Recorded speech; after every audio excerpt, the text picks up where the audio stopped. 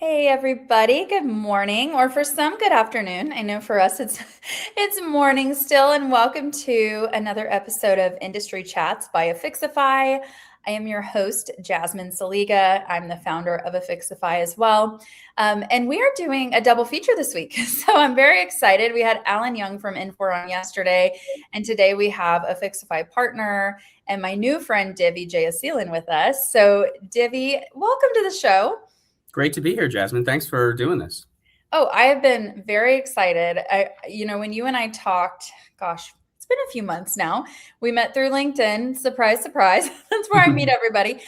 And when we first, had a conversation, I was blown away at what you know, what you know, and what you're doing with data analytics. And I think I said to you then, like, even if you don't become a partner of our marketplace, you still have to be on the show because you have so much to share, and thankfully both ended up happening. So welcome, Dhivy, and thank you for joining us today. Yeah, thanks. Glad to be here. So Dhivy, I want to, obviously you were with Caesars for a long time. Actually got a message from one of your former friends or colleagues that was like, oh, I saw that you and Dhivy you're doing this show. Yeah. And you also now have this incredible company called DKJ. I will not do it justice to explain what you're up to. So Dhivy, will you just give us just an overview of you, your background, and of course, of your company? And then we're going to dive into the topic today. Yeah, sure. So I spent a good 14 years at Caesars, primarily within the analytics team. So I led functions around marketing analytics, digital analytics, hospitality and labor, FP&A. I got to touch a little bit of everything that a resort casino does through the lens of data, which was a really interesting way to learn how a business works. Obviously, Caesars and the larger hoteliers of the world, the Hyatts, the Hiltons, they have the capability of building internal analytics teams and developing these capabilities in-house. Smaller hoteliers, smaller resorts don't really have that luxury. They don't have the scale to do it. So DKJ Consulting really works with those smaller entities to try and build in-house analytics capabilities. So I've been working with tribal casinos on developing their own data strategy, trying to make it something that's sustainable on their own. One of the things that you and I talked about is that consultants kind of get a bad rap of kind of like coming in and wanting to tell people what to do. I think that this works well when it's a partnership between the operations and the analytics, and we'll talk about that a little bit more. But what I'm really trying to do is help these operators unlock the data that they already have, unlock the information and tools they have to make faster, smarter decisions, and really develop a culture around leveraging data to make decisions rather than relying on intuition. Yeah. I mean, it's super brilliant. And what I think is so interesting is you're bringing this experience from, you've been there, you lived it, you've been on site, you've been in the systems. And so now you're able to help others. In fact, I think you're on property, right, with a client today. So very, very nice of you to join us. But tell me, even before we start, so when you go in, are you looking at like current systems and pulling data that way? How are you kind of working with tech as they have it so that, or are you saying, hey, you need to replace, or does that really just depend? Well, the first thing that happens whenever I engage with a client is we just spend a lot of time talking. So I interview the leadership team and talk about current pain points, their areas of responsibility, what's working well and what's not working well in their business. And really just trying to identify where are their leverage points where additional data or information or faster information could influence a financial outcome. To really focus in on where is this going to make you more money, where is this going to improve the client experience, where is this going to improve the employee experience, that's really my focus, because analytics without a tangible outcome is really just academic. So it starts with just like learning the operations, learning the people. The technology is obviously a very important factor. What I try to do is be very technology agnostic. So I don't want to go in and propose a solution that's going to cost millions of dollars and lock people into a solution that they're going to be stuck with down the road. We want to work with what you got. We want to figure out how do we take what's already there and make it better. There may be some opportunities to enhance with a specific vendor, but that's a longer term fix. And I think in the short term, a lot of hotels and a lot of resorts have an opportunity to improve just based on what they already have in house. Yeah.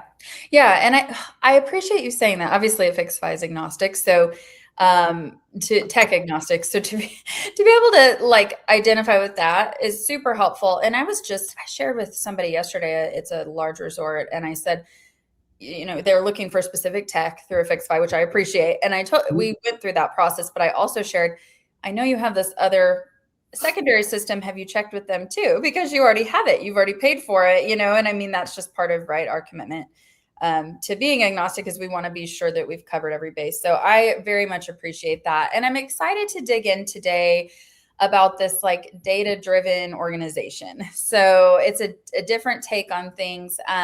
We're going to talk about, how to partner, how to take your analytics and help operators and things like that. But tell me a little bit about like, where have you seen a data-driven organization done really well? And second to that is like, if you're walking into a brand new client, what's the first step? Like if someone's watching right now and they're like, what do I do? What would you say are first steps? Of course, what you just said, right? Lots of talking and things like that. But let's elaborate.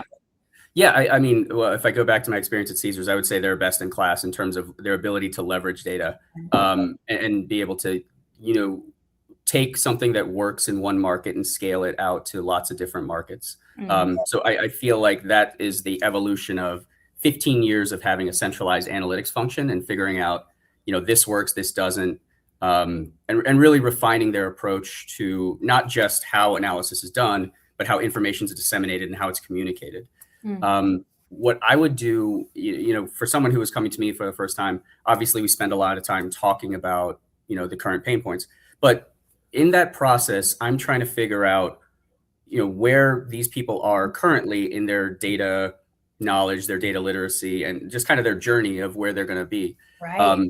Even within a single entity, like take, the client I'm working with today, there's folks who are on one end of the spectrum where they are super literate and super knowledgeable about how data works.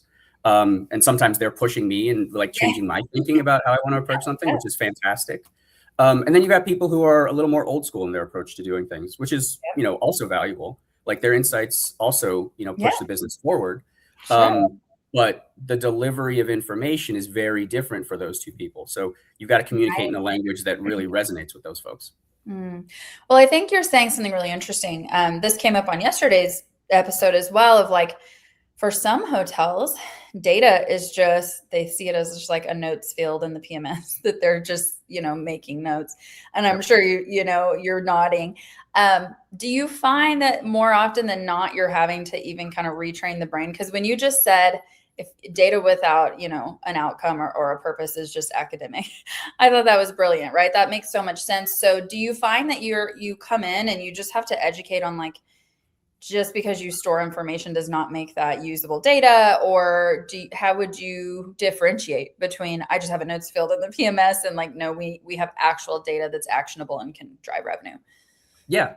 So, I mean, I guess asking an operator to be kind of the steward of the data and to be responsible for the data, I think that's a little bit too much. They've got so much going on between managing an operation, managing employees, union regulate. Like there's so many things floating around in a hotelier's mind on a day-to-day basis. I can't throw more things at them. Yeah. So it becomes our responsibility to figure out, given the data we have, given the restraints that we have, what can we do? And we got to be creative sometimes. I think people tend to view data and analytics as a very black and white science. I think it's far more artistic. I think there's far more nuance to how you approach a problem and how you solve it. And that requires a lot of back and forth with operators. I actually spoke with one of our F&B leaders here last night. And she mentioned, we're getting some challenges with this process because people are kind of concerned about, if I do this, is it going to mess up the data? And my message to her was, do what's best for the business. Right. And then let's talk about the problem that we're running into and we'll fix it. I don't want data to become a constraint on how you operate. I want data to enable you guys. And if that's not happening, we need to fix it. Yeah. Well, and that leads into the conversation of, you had mentioned in the pre-show, right? Like there's the analyst and then there's the operator, and there has to be this relationship between the two. Where do you see those synergies working well? So you kind of just mentioned it, right? As let's start with what's best for the business, but is there any action that you found works really well between, the person that's like the you in the scenario, like, you know, the data, you want to use the data, and then the operator that's just like, to your point, maybe not ready to be the steward of that. What works in that scenario to help both parties win? I'll start by telling you what does not work. Oh, And that's what that's I even did. better. Yeah. That's what I did when I started my career, fresh out of grad school. Figured I was an MBA student who was going to take over the world, and immediately got humbled by operators who were incredibly talented and incredibly knowledgeable, and in some cases didn't have a college degree. Yeah. And it's that diversity of thought that really drove the business forward. So what I try to get people to understand is, we all have different skill sets. We all have different strengths and weaknesses. And it's Right. only through, working together that we really unlock the capabilities that we have. So an analyst without like guidance or context from an operator is really just looking at ones and zeros. And that's not going to help. An operator who's flying blind and not like thinking about how do I make a more informed decision, they'll get the 80% answer, but that last 20% is what separates, the people who are growing market share from the people who aren't. Yeah. So I think it's constant communication. Like I really encourage analysts to get out and see the operations firsthand, whether that's changing beds or, walking with security. I remember chasing somebody across the Las Vegas Strip a long time ago. I'm glad I don't do that anymore. But there's just so much to be gained from having an operational lens. Right. And I think too often people with an analytics background tend to think of themselves as a very scientific academic person. And again, until that translates into real world results, it's not really beneficial. Yeah, I love the hands-on. Actually, that's hilarious that and probably, hopefully it was an okay outcome chasing the person down the strip. But yeah, thankfully I wasn't the one who had to tackle him. So. Okay, good. Okay, well then, you were spared. But actually that's a great point. And I think generally speaking, from what I've learned, especially through this show, talking to people, is like, we had a guest that said like the best GMs are the ones that will sit in on the sales meetings and understand what it takes to be selling room blocks and conference space and things like that. So to your point, I think the more you can get in and really understand that way too, you probably get like, what is the data talking about? It's not just numbers anymore. I have a question that just pops up as we're talking. How do you see integration between systems playing a role? Because I mean, hello, especially in your world, right? Casino, spa, hotel, food and beverage. I mean, all of these things run on different systems, which to me translates to different data. I mean, is there a secret sauce for combining all of this? What did you find, or what would you bring into your clients that might work well? And I didn't prep you for this question, so I'm just throwing it out there. I'm glad you bring it up because it's a really dangerous point of contention for operations. Is these vendors are very, their products are really great. And there's a lot of value to working with an outside vendor for a lot of your solutions. The challenge is those vendors want to put you into a situation where your data is behind their ecosystem. So you're accessing it through their tools, or you're accessing it through a canned report or a web portal, something like that. It's a challenge I'm running into with a couple of clients right now. Is until that data is a asset that your operations can leverage, you don't get a full view of what's happening. You don't get a full view of the customer. You don't get a full view of financial outcomes. And it really challenges you to understand what's working well and what's not. You can look at a P&L and kind of understand I'm up or I'm down. But if you can't look at customer level data, like how do you segment geographically, behaviorally, whatever it is, like what's driving my outcomes. So what works is the ability to get all that data into one place, that ability to tie customer records together. Yeah. That's a big part of, at Caesars, we went through mergers and acquisitions and like that was a big part of our success, is being able to tie together data from different universes and understand this Jasmine who checked into the hotel also ate at this restaurant, also was on the web looking for, her reservation here. All those data points create a picture of who you are and allows hotels to market to you better, to understand you better, and to ultimately, get your loyalty. Yeah.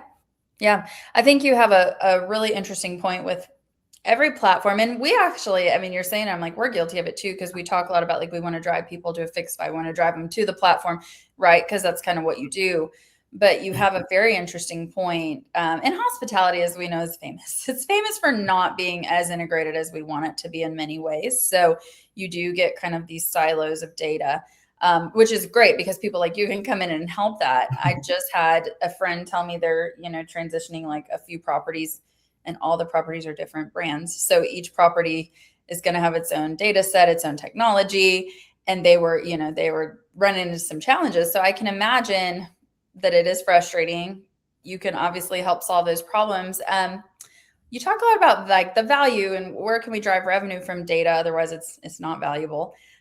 What are like some of the top objectives or outcomes that you would set for a client on, now we have the data, we figured out how to pull it, whatever it is, you're there.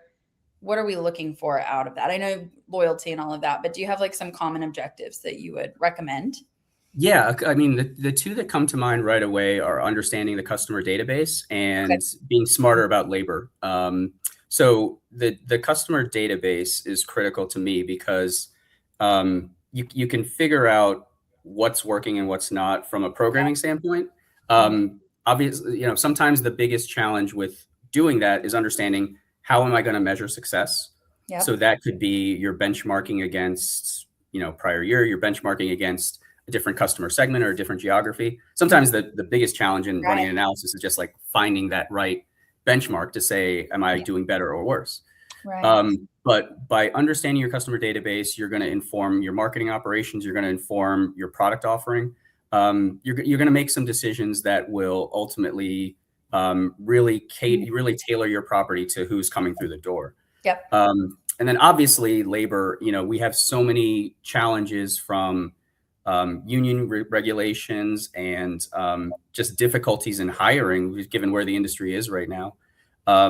It can be really tough to find talented people, but it can also be tough to just get schedules right. Yes. And there's so much value that can be created, not necessarily just from coming in and cutting labor, but from putting labor in the right place. Like, this client that we're working with today, one of the biggest challenges they had was just the time of day that people were coming on their shifts and making sure that there wasn't too much overlap, or making sure we weren't, closing down outlets because we didn't have the staff, and as a result, losing out on revenue. Sometimes people don't think of labor as a driver of revenue. They just think of it as a cost metric. But really, by just kind of moving people into the right place, we were able to create some better outcomes. And without the data to understand how does this outlet look by day of week, by hour, we wouldn't have had the insights to do that. Yeah, no, that's such a good point, because I do think you're right. We don't always look at the labor and a direct result of revenue, right? It's just, this is what it is. We have to hire people. So I think that we're in a time where we have all of that available, like we're very lucky to have that kind of information, and then people like you to come in and make sense of it. Have you had like I ask everybody this, I try to ask everybody like an aha moment. So obviously your time at Caesars, your time now, as a consultant, has there been anything in this journey where it just clicked with you of like, this is why I wanted to do this? Not usually my consultants and agencies have that moment, because this is why you started what you're doing. But yeah, like what was your light bulb moment where you were like, oh my goodness, people need help. Like we need to go help these hotels that maybe don't have the big brands behind them to do that. Well, it was really a conversation with the head of marketing at one of my clients. Is that he spoke about where the property was. He spoke about the journey that they were on, and he spoke about the desire that the leadership team had to do things differently. It was a time where there was a lot of change within the leadership team, so there was some new folks coming in, some new ideas that people wanted to push. But what was lacking was kind of the cohesive story around property operations and around data to be able to enable them to make some of those decisions. So I think that made me realize that people aren't resistant to data. People just have other things going on. People if you're running a hotel, like, you don't think about your data strategy on a day-to-day basis, but it's probably costing you money. because there's no single, line on the P&L that says, data as a cost center or data as a revenue driver, no one's thinking about that on a day-to-day basis. So instead, what happens is, your shift manager at a hotel, when she ends her shift, she might run a report to look at things. But that's because she's interested in that sort of stuff and because she remembers to do it. We talked about how data is very siloed. So no one gets a full picture of what's going on. The slot operations understands how slots are doing, but how does that tie into my occupancy for that day?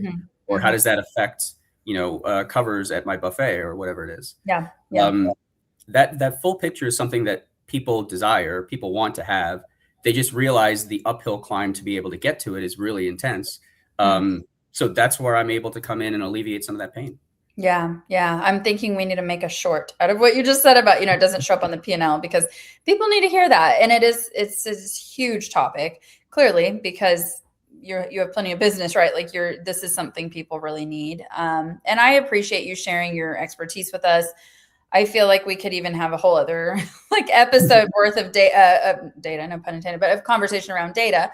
And it's just such a joy to know that, what your experience has been, you're now using it to help others. So with that being said, Dhivy, obviously for those watching, and here I am going to drive people back to the platform after we said that, but we would, Dhivy is a partner of Affixify.